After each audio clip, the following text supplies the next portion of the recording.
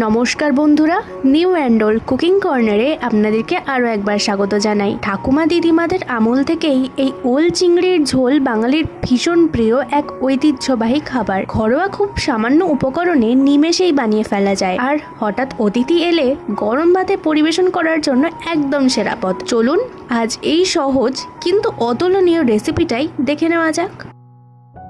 প্রথমেই আমি চিংড়ি মাছগুলো ভালোভাবে সেদ্ধ করে নিয়েছি। এটা কিন্তু আপনারা 1 থেকে 2 মিনিটের বেশি সেদ্ধ করবেন না, না হলে চিংড়ি মাছ শক্ত হয়ে যাবে। তারপর এগুলো একে একে ছাড়িয়ে নেব। আজকের এই ভিডিওতে আমি কিছু কার্যকরী টিপস বলতে চলেছি, তার জন্য ভিডিওটা শেষ অবধি দেখবেন। চিংড়ি মাছগুলো আমি একে একে বেছে নিয়েছি। এবার একটি কড়াইতে নিয়ে নিচ্ছি সরষের তেল। সব চিংড়ি মাছগুলো আমি ভেজে নেব, কিন্তু চিংড়ি মাছ ভাজার সময় একটু খেয়াল রাখবেন যাতে চিংড়ি মাছগুলো বেশি ভাজা না হয়ে যায়, না হলে কিন্তু চিংড়ি মাছ শক্ত হয়ে যাবে আর এর মিষ্টি স্বাদটা তখন আর পাওয়া যাবে না। তাই এটা 1 থেকে 2 মিনিট লো ফ্লেমে রেখে ভেজে নিতে হবে। চিংড়ি মাছ ভাজার সময় তাতে দিয়ে দিতে হবে হলুদ গুঁড়ো,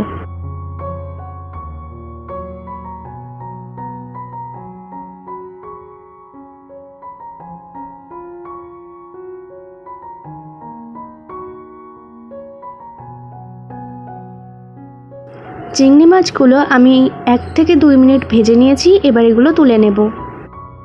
দেখতেই পাচ্ছেন কত সহজে চিংড়ি মাছগুলো ভাজা হয়ে গেল।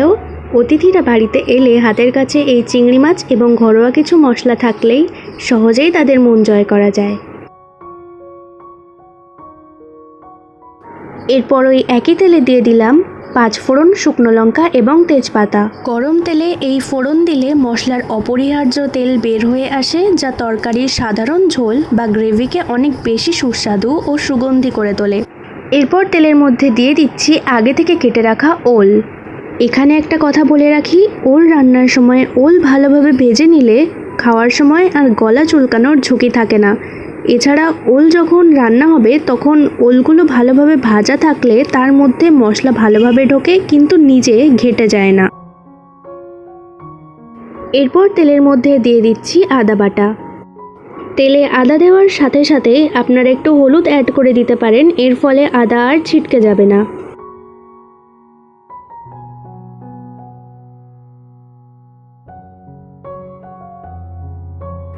ওল এখানে আমি একটু ভালোভাবে ভেজে নিয়েছি। এবার দিয়ে দিলাম মশলা বাটা জল।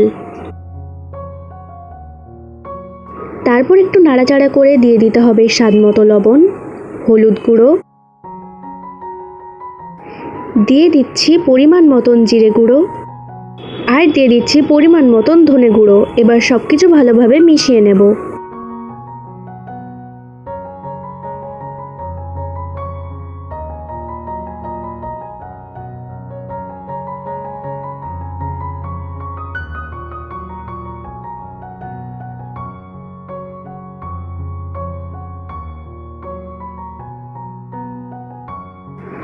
এরপর দিয়ে দিচ্ছি পরিমাণ মতন জল।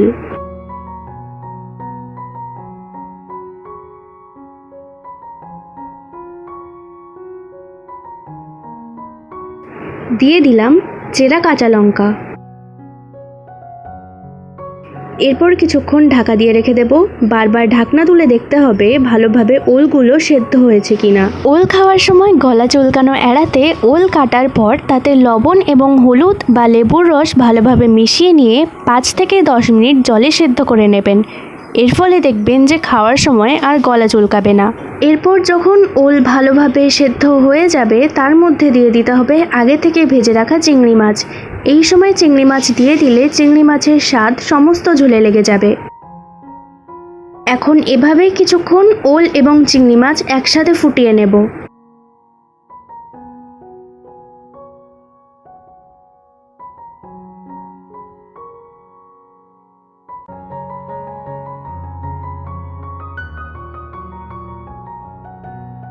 এরপর ওল গলে গেলেই বুঝতে হবে চিংড়ি মাছ এবং ওলের এই ঝোল সম্পূর্ণ কমপ্লিট। এই রেসিপিতে আমি একটু ঝোল রেখেই নামাবো, কারণ ওল এই ঝোলটা টেনে নেবে। বাড়িতে উপস্থিত সামান্য কিছু উপকরণ দিয়েই বাড়ির সবাইকে চমকে দিন এই রেসিপি করে। আজকের এই রেসিপি আপনাদের কেমন লেগেছে কমেন্ট করে জানাতে ভুলবেন না। ভিডিওটি ভালো লেগে থাকলে একটি লাইক অবশ্যই করবেন। প্রতিদিন এরকম পুরনো দিনের এবং নিত্য নতুন খাবারের রেসিপি পেতে চ্যানেলটিকে সাবস্ক্রাইব করে পাশে থাকা বেল আইকনটি বাজিয়ে দেবেন। আজকের জন্য এত দূরই, দেখা হচ্ছে পরবর্তী ভিডিওতে। ধন্যবাদ।